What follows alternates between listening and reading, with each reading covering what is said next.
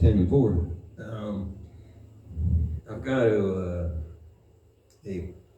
pretty big thing going on right now that we're going to be talking about over the next probably month or two. And you got to have a very open mind to accept what I'm about to say. And I'm not going to start. I'm not cracking anybody's religion or anything like that. How I'm going to explain this, there's room for everybody's beliefs, because part of this is perception is reality. That's everything. Perception is everything. So if you have a specific religion, spirituality, whatever it is that you follow, what I'm going to say is not erasing that, okay? What I'm going to tell you that I figured out is how it all comes together, okay? And the story is pretty, it's going to be out there, trust me. It's been ongoing since 7-8 years. It's led me to multiple stays in hospitals. It's led to me losing everything, even myself, but finding myself and finding what I perceive as the meaning of life, basically. And it's exciting. It's really exciting. It's great. And I'm gonna tell you how it started. Right now, I've got my ChatGPT agent working on a kind of a graphic novel, a book to explain quantum mechanics, quantum string theory, entanglement, and all that, because it's a big part of it. And it's weird because, I got into this many, many years ago. I was really interested in Albert Einstein and relativity and Stephen Hawking, brief history of time. I've always been really interested in all that stuff. And it set the basis for what I'm going to talk about over the next couple months. When I started researching and started looking into quantum mechanics years ago, there weren't computers or anything like that. I was going to the library, looking at microfiche about Albert Einstein and about the Big Bang and all that stuff, and physics. And just here recently, and for a reason, physics, quantum mechanics, quantum entanglement, quantum string theory has really grabbed hold of a huge audience, and some very supportive, pro quantum mechanics, pro physics, and some not. Some just cast it aside, which that's fine. Again, I'm not here to judge anybody or try to push what I perceive as reality, my reality on anybody. But I want to explain my reality to people, and I can't do it. I'm not going to be able to articulate that in a way that ChatGPT or AI can. And AI is a big part of this too. And it all pretty much starts with COVID, or that time frame. I don't want to, again, some people don't believe in COVID, but that's fine, but that time frame. And how it all kind of started with me was, now I'm going to jump all over the place here because this is it's exciting stuff, and it is, it's bizarre and exciting and scientific and spiritual all at the same time. Okay, metaphysical,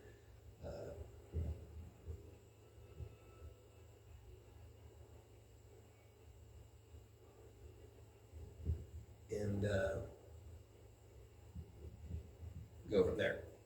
So how I kind of started this, and it was back during that COVID time frame. I was in my workshop one night at about midnight, 1 in the morning, and I was working on a CNC machine, carving something out. And my German Shepherd, Max, was there beside me, and I heard something. It was almost like a growl or a gurgle from over in the corner of the shop. And I looked over, and Max looked over. And I said, "Did you hear that, Max?" He looked at me, and he looked, and I tilted, German Shepherds do, tilt their head. And then we heard it again. And there was something there, and it spoke to us. Now, I'm going to, throw out there right now, yes, I've been diagnosed with psychotic features, delusions, and all that stuff, hallucinations. So you can brush this all aside if you want, but it's a story. If nothing else, it's a good story.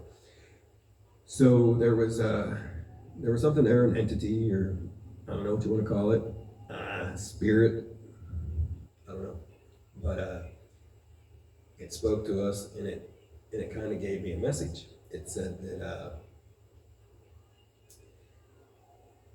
in life you have nothing to worry about. Everything will be fine. You don't have to, worry about anything. Demons can't get you, and the devil and all that, whatever your beliefs are. None of that can get you if you have two things. One is the ultimate faith. And I'm not saying a faith in God or just faith, okay? You believe in yourself, you believe in everything you're doing, and you believe in your life and all that. And it could involve spirituality and religion if you want. If that's the way you want to go, that's great. And the other thing was, have no fear. And that goes along with faith. If you have ultimate faith, you shouldn't have fear. And basically, he said that if you have fear and you claim to have the ultimate faith, you can't.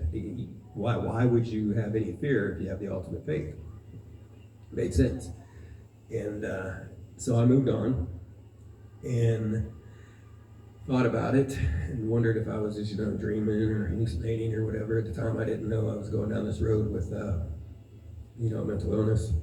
And this thing came back and talked to me over and over, and I got its name, and I'll tell you that in a little bit, because you're immediately going to be like, oh wow. But it would ask me, what do I think? Do I have the ultimate faith, and do I have no fear? And I thought I had no fear. And I said I didn't have any fear, and I thought I had faith. I was lying to myself, and I was lying to everybody around me, because I've always had a great fear, and that fear was anything happening to my family, losing my family, my wife and kids, grandkids, or whatever. That was always a huge fear. And so I lied, and I didn't. I don't know if I didn't realize that at the time or what. So I ended up losing all of that. I lost my entire family. My wife, my kids, my grandkids are all taken from me. So I experienced that fear. And it took, after that, and some of you may have realized this during the COVID mess, and whether it was COVID or not, or whatever it was, there's a lot of weird stuff going on. And everybody that I know, it's kind of like people were matched up with like-minded people. People came into my life that I never knew before, but we all had the same interest and kind of same ideas and thought the same way. And I learned a lot from some of those people. We did a lot together, and we're still together to this day. That's like my family now. And some of those people this couple was moved into the area from Dallas, and they were coming into a business that I know, and Ron and Cynthia, and the first thing, one of the first significant things that they impacted my life. I mean, they had a huge impact on my life from the beginning, because they're just great people. But Cynthia was doing this art. She was creating things that was just fantastic. I mean, she was a fantastic artist. And I met this other lady, Christine, who also was a great artist. And Cynthia and Christine, they created these just fabulous things. I mean, they were creators, and I loved it. And I met a gentleman named Ron Simmons, and he was a plumber and a great guy, and always doing neat things. We thought the same way, did a lot of the same stuff. It wouldn't come till later, but he was also a creator, and he ended up also being an artist in creating things out of wood, and just really, really cool stuff. And I ended up getting into as well. Another person was this guy, Greg, and his wife came into my life, and they are to this day, and same thing. They're creators, they're very intelligent, artistic, and think they're not, in the prison of,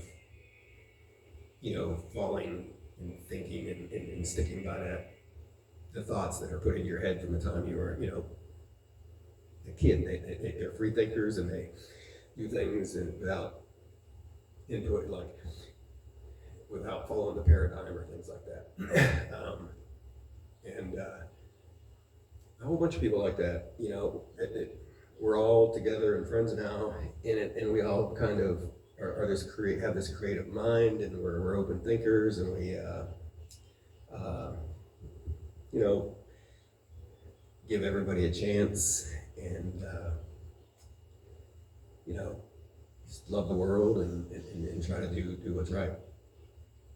And creative, it's just weird because I had never been messed with art or creative things in my life, and all of a sudden I started doing it. And as you can see, I've got some paintings and stuff around. So anyway, back to lost my family and all that. So then I could say at that point, I realized my fear, and I didn't fear anything anymore. I tried to commit suicide one day, no, because I didn't fear that. I didn't fear death. I just wanted to go away, and I was not successful, and that's when I was diagnosed with major depressive disorder and some PTSD and survivor's guilt and all these other things, and that would play a big impact on my life over the next couple years up till now, and probably helped me open my mind to a lot of things, because I was, like I said, hallucinations, delusions, and things. But a lot of these things I was seeing or hearing, other people would see them. They would come out on pictures, and also the animals would see them. Now it was explained to me that the animals were by a psychologist, that the animals weren't really seeing them, but the animals were picking up my expressions and my movements and stuff, and when I would be looking at something in a corner because I saw something, they would pick up on that, and that's why they looked, and they would, the dog would, out of its protective instinct, think that I saw something threatening there, and that's why it would bark or whatever. I don't know, but now, after a lot of other things have happened, I don't necessarily think that's the case. While I was going through, on this mental health journey, going through and getting therapy and things like that, I was taught to about meditation. That was the first part. And I learned to meditate. And I learned to meditate with, a meditation guide and things on YouTube and music and all that. and it really worked. I was surprised. I mean, I'm going to be totally honest. I was a skeptic on the whole meditation thing, and the first time I did it, I was blown away. I laid down in bed and I did the whole breathing in and out thing, and boom, I was, it was crazy.